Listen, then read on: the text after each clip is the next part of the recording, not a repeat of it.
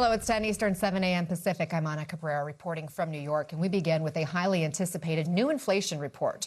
Prices in November rose 2.7% versus a year ago. That's better than expected. And it's the first time inflation has cooled since President Trump announced his tariffs in April. It's also the first inflation report since the government shutdown disrupted economic data for months. So analysts warn these numbers come with some caveats. Now, the report drops at a time when all of Washington seems to be talking about the financial stress facing Americans, including the president, who took his economic message to primetime last night in the face of sagging poll numbers on this issue, and he declared he has ended inflation. After 11 months, our border is secure. Inflation has stopped. Wages are up. Prices are down. We're poised for an economic boom, the likes of which the world has never seen. Let's bring in Msnow senior White House reporter Vaughn Hilliard, CNBC contributor and author of The Message of the Markets on Substack. That's Ron Insana, plus our Msnow political analyst, Republican strategist Susan Del Percio, and former Democratic Congresswoman Donna Edwards. Ron, first break down this long-awaited inflation data, and given that shutdown gap, how reliable is this? Well, I think a lot of economists are looking through it now with a somewhat jaundiced eye on it, insofar as when you look at the tables for October, in which no data were collected whatsoever, there's a lot of hash marks in there that don't tell us what price increases were or weren't during the month of October. So this is a rough approximation of where inflation went. Shelter costs went down, and we are seeing some downward pressure on rents and on new home prices. But there are some other areas like electricity, groceries still, and a host of other categories that are still moving up in price. And so I think while the number is welcome and the markets are responding favorably to it, justifies the Fed's recent rate cut, there's still more data that economists need to determine whether or not November's numbers were entirely accurate. Vaughn, last night's speech largely focused on economic matters. What was the White House hoping to accomplish with that address last night? Well, the president was trying to convince the American public that he has brought the American economy back from the brink, saying that 1 year ago, the economy was in ruin. Of course, as Ron just laid out there, inflation about at the same level as when Joe Biden left office. And when you're looking at unemployment rate, the unemployment rate ticking up right before he delivered this address last night to its highest level since 2021.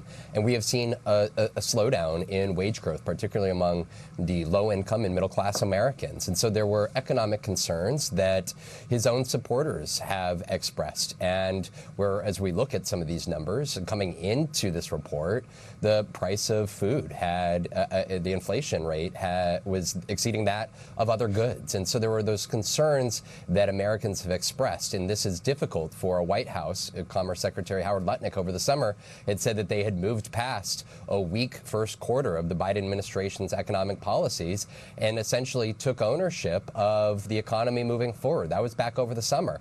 But the impact of the tariffs are clearly there. We have seen the price of goods increase. And the president used this address to try to convince the American public and persuade them that his economic policies in the long run will ultimately be beneficial to them.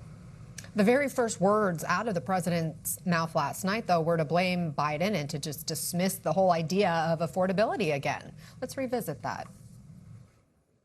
Good evening, America. 11 months ago, I inherited a mess, and I'm fixing it. When I took office, inflation was the worst in 48 years, and some would say in the history of our country, which caused prices to be higher than ever before, making life unaffordable for millions and millions of Americans. This happened during a Democrat administration, and it's when we first began hearing the word affordability. Susan, is that finger pointing going to fly with voters who've been now hearing the blame game for about a year? No, it's not, and we know that because the polls are reflecting it. After almost a year, people want to see a change in their economic status, and President Trump promised to do that on day one. Exactly. And they're not seeing that. That speech last night, it was so angry. He just seemed like he was shouting at the American people for about 19 minutes. But I think it was also a compromise between Susie Weil and the president as far as go on a strict, message, stay on it, don't ramble. And he did it, but he did it angrily. And the thing that is so weird is he had a home run to deliver to the American public.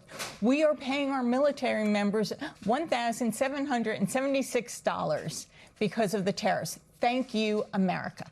He could have been more pro-Trump than anti-Biden, but his hatred outweighed his positive message. He also had a lot of things to say about how everything was so great. I mean, here's what he said about prices and inflation.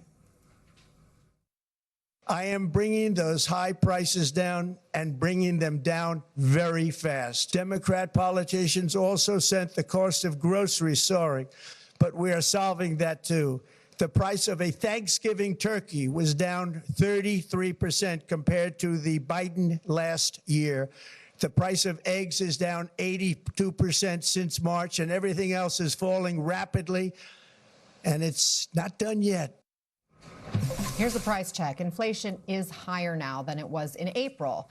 In fact, it's the same rate it was last November. And inflation cooling still means prices are going up. It's not deflation we're talking about. Yet Trump says he defeated inflation, that prices are down. Congresswoman, how might that message resonate with Americans who are experiencing a different reality, who are struggling financially? Did the president offer any new solutions? No, I mean, I think you said it, Anna. I mean, the fact is that when people go to the grocery stores, they fill up their gas tanks, they pay for childcare, they pay for health care, they pay for their rising electricity. You cannot gaslight the American people and yell at them in order for the American people to believe what you're saying is true. I mean, the president's remarks last night, I think Susan is right, were so angry, yelling and screaming at the American people about how they should feel in the economy that he wants, but not the economy that Americans are experiencing. And so, and he didn't offer real solutions. He talked about sort of a housing proposal that doesn't have any teeth. They haven't been able to deliver on health care, and costs are rising for the American people. And so the big answer is no, you cannot gaslight the American people into believing that the economy is something that it's not delivering. The one solution he did have was sending checks to members of the military. That $1,776 check that Susan had referenced earlier, still unclear exactly where that money's coming from and who specifically is receiving those. We're going to dig deeper on that with our senator who's going to join us later. But Ron, President Trump also used this speech to defend his tariffs, claiming that they are bringing in trillions of dollars. Let's watch. I've secured a record-breaking $18 trillion of investment into the United States, which means jobs, wage increases, growth, factory openings, and far greater national security. Much of this success has been accomplished by tariffs. My favorite word, tariffs. Ron, the exact dollar amount that he cites from tariffs and these investments always seems to change. Is that figure accurate? No, not in the least. What we know right now is about $200 billion has been collected from tariffs thus far since they've been implemented. $18 trillion would be roughly 2/3 of American GDP. The commitments that he cites from some countries would be equal to their gross domestic product. And so these numbers we can't find anywhere. We've seen some claims on the page of the WhiteHouse.gov internet page, if you will.